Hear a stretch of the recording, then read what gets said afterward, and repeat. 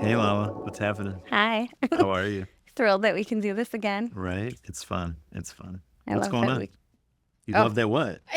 that we Say can it. merge lives. Yeah. No, it's great. It really is. And working with the guys with Menace and everyone is just, it's all Our familia. faves. All familia. What's been happening? Just working at the restaurant, doing this, Working at the parenting. working at the restaurant. Tell me about the restaurant. My parents built the restaurant when I was 3 years old. Grew up in the business.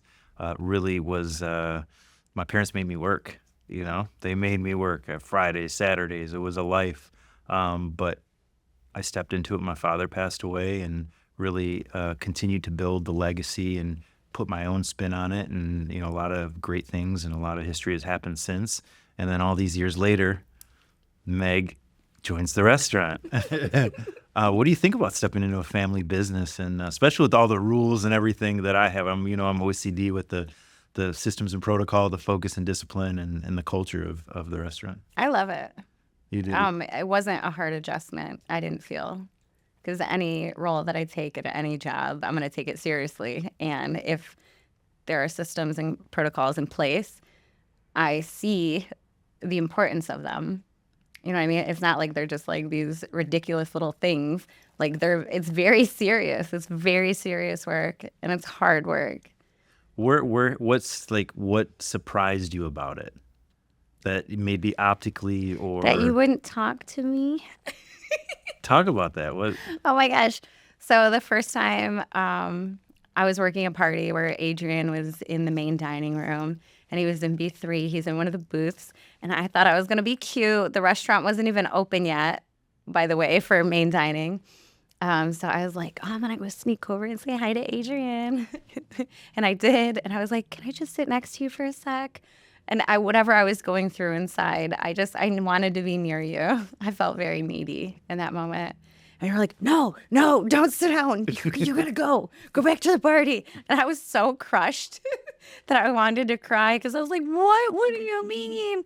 Because like we're two humans that are very touchy and we're always like connected. Mm-hmm. So that was the first time I ever felt rejected by you, which I knew I wasn't, but it felt that way. And that took a minute to process. So my mission was to set up systems and protocol that are bigger than any one person. Nailed it. And I and I was that one person. The protocol is much bigger than I. And when someone's working, I had been in a meeting that day, so I was in as a customer, and then you were working, and there's no way that someone working can sit down in the booth and be Yeah. like, Which I now understand. right. I believe me, I wanted to leave right away. I was like, there's no way I felt like, oh, I was hurt as equally as you were hurt. But now you understand the seriousness of what we do and the culture we've built there. And it's got to be taken seriously, and especially from the family, because, I tell the boys this too, and we talk about it. You got to set the example. You have to be the bar. You have to set the bar, because if you're not doing it, who's going to follow you and who's going to do it? So you have to set the example at the top. And that's something that it's not easy all the time, but we do that. Especially, I'm a silly goose. And I'm like, Kanye, I can't be managed. So the fact that I go in there and I'm very like, but again, it's a job, of course, and I respect you, and you're the one that implemented these. So what a slap in the face to you and the entire organization and the staff if I walked in there and I was disrespectful to you. I see you doing things outside of the restaurant too. The way we hold glasses, the way you serve from the left, clear from the right. You do that at home, which is beautiful. I do it as well, but now I see you. The other day we were at an event or something, and I had a wine glass, and I looked over at you, and you had it by the base, and I was like, "Look at you taking the restaurant out." Oh, we in were the at a streets. wine tasting. We were, but you were holding it different. You were holding it Cafe Cortina style, right? But how do you feel about stepping into a very serious Italian family and coming into an Italian family business? Woo! Wow. I mean, there's a lot, we'll say, of politics and behind the scenes, and but just like coming into any new dynamic, just figuring, you know what I mean? Like just observing, Mm-hmm. not really taking anything personal at first because I just got here. Everything was this way prior to me. So more just like seeing that, letting everything be, and then just, organically stepping into my own role in my own place. And your role being, it's because here's another tough thing is we don't really, at the restaurant over the years, when you have someone dating, it never worked out. It was always some sort of issue. It was always so we have a policy that if you meet someone at the restaurant, someone's got to go. To be fair, we did not meet at the restaurant. No, I knew nothing of you or the restaurant. 100%. But now we work Thank God. together, but we don't work directly together. Correct. And we don't even talk at the restaurant. You don't work directly with anybody. I mean, I oversee You're the thing that floats. it's You're the entity. the role that I play. But with that said, we don't even. It's so professional and so beautiful. And then we go home. Do we talk about the restaurant? There's no avoiding the restaurant. We try to limit it, and also with the children, the little ones, implemented for our family vacation that there was no speak of the restaurant. Yeah, there was no school. W Yeah. or S. No W or S. No work or school, which I enjoy because again, growing up in the family business, hearing my parents always talking about it, and it's always, even when I was working with my mother when my father passed away, we really had to check when we were because it's always about the business. But with us, when you come home, you'll talk about here's how my night went, and then we'll stop. Yeah. And that's a beautiful thing because we don't take work home with us because we have to live our autonomous life away from business or what have you, because when we're at home, family is number one, and what we're going to do for the family and for us, and fulfilling our vision. It's a beautiful thing. What about, we talk about bringing business and family and everything together. What about divine couples and your checkbook? Ooh, a checkbook. Oh, like a pocketbook? No, like your bank accounts. Yeah. Yeah. How do you feel about merging bank accounts? I am against it, personally, from past experiences where I felt like I would have maintained a very different baseline had I not. And we'll leave it at that. But yeah, finance is separate. Like we do for each other. We take care of ourselves. We love to go out of our way for each other. It's brilliant because it really is something that we both have our own. And you also have to really be on the same page with that for that to be a thing, because one person could feel very hurt or slighted.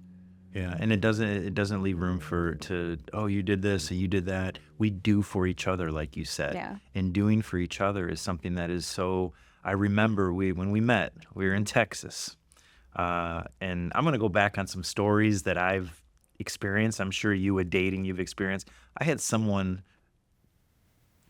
months before I met you made dinner for me, and then wanted to charge me for making dinner. Right? I was like, here's the check, please. Here's your check and bye. That was ridiculous. Like, there are people out there that are that, like, I made you dinner, but I need to be reimbursed. I mean, we talk about like a red flag, like the biggest red flag there is. My gosh. But we were in Texas, and my phone had died, right? The battery had died on my phone, and I couldn't get a lift. And I'm me, as the gentleman as I am. And you're the like, most chivalrous thing to ever touch down on earth. Continue. For you, of course. But you're like, I'll get the lift, and I was like, I'm in love. Right? Which made me so sad. What a low bar. Believe me, out there with certain people, like, that's just not what. I don't want to speak about any one person or many people, but that doesn't happen a lot. I'm here now. So that to me was just really like, this is someone that is not selfish, is a giver, and being a giver creates closeness. So again, not having the same bank account and us being able to build on our own, we do so much for each other, and we look out for each other, and we take pride in, oh, I got you this, or, oh, I'll pay for dinner tonight, or I'll do that. I mean, being the man, being the divine masculine, I want to take care of things 90% of the time, right? But the 10% or whatever it is, and I don't even put a percent on it, it just makes me so much more believe in you as a partner, as a female partner, as someone that is also a provider. It just, gosh, the respect. I'm just like, man, that's my girl. Like, like it to me is I know it's just a simple thing, but it's very, very Yeah, but when you miss out on a lot of simple things in big relationships, you become so much more like for myself as well. My bar was stupid low. I was out here getting disrespected.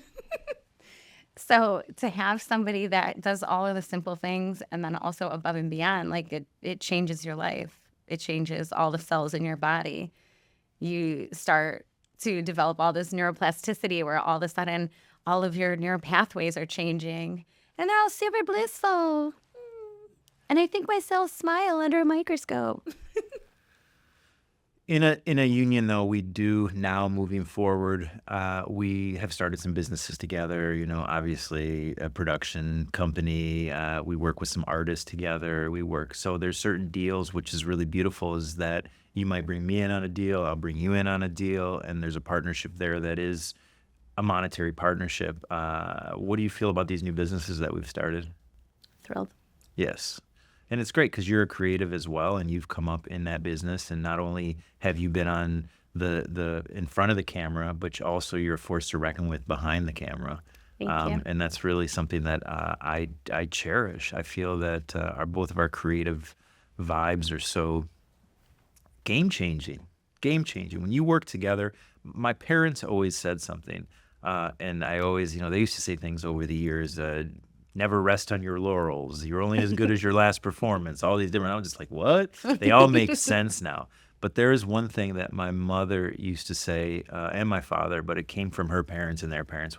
And they says, if you're two horses that are pulling a cart, right? If one horse is going left and one's going right, where's that cart gonna go, right? If both horses are pulling in the same direction, that cart's gonna be smooth and it's gonna move forward. So you are the horse that is by my side as I'm the horse by your side, and we're pulling the cart in the same direction. And it's such a magical experience, and I'm very appreciative and very grateful for it. Same. Thank you. In our next segment that we'll be shooting soon, we have some special guests. We do have some special guests. Who are these special guests? None other than the fruit of my womb. I One Charlotte and Connor. I can't wait to see him. We've had Caleb on the show on Team Tanone, and Nicholas has something coming up, and Andrew, our oldest, and now we have the young adults, the youngest adults. Yep. They want to join. They got their own TV show. They got Vibey Kids TV. Yep. And they want to join. Super big personalities in these small humans. I can't wait. I'm excited for the world to be exposed to them. That's so cool. That's so Period. cool. So You're welcome, world. So until next time, we have Vibey Kids coming on the show.